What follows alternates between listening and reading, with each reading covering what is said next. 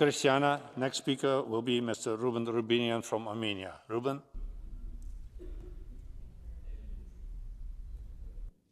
Thank you. Thank you, Mr. President, dear colleagues.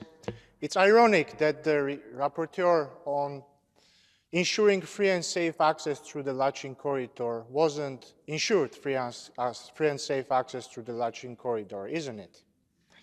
And indeed, this is not a coincidence. For months, the people of Nagorno-Karabakh have been under blockade. And for more than a week, they have been under a complete siege, because if before there was still a possibility to send some humanitarian aid, basic food and medical equipment to Nagorno-Karabakh through the International Red Cross, now it's completely impossible. Moreover, 2 hours ago, when we were debating the amendments in the committee, Azerbaijan was installing concrete barriers in the beginning of the Lachin corridor. So now it's closed off physically and permanently.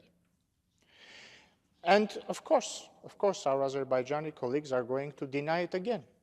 We are used to this, but I'm very happy that at last the Council of Europe, the Parliamentary Assembly, has been able to verify the situation on the ground. And I want to thank Mr. Gavan for his words.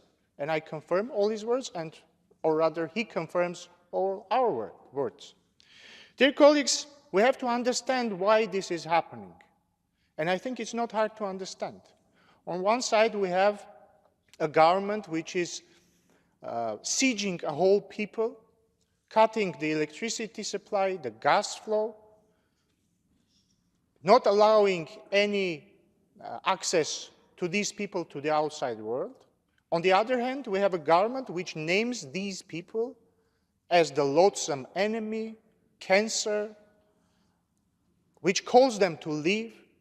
Well, we have seen things like this happening in the history of Europe, of this continent as well. We all know how it ends. We all know how it ends when a government calls a group of people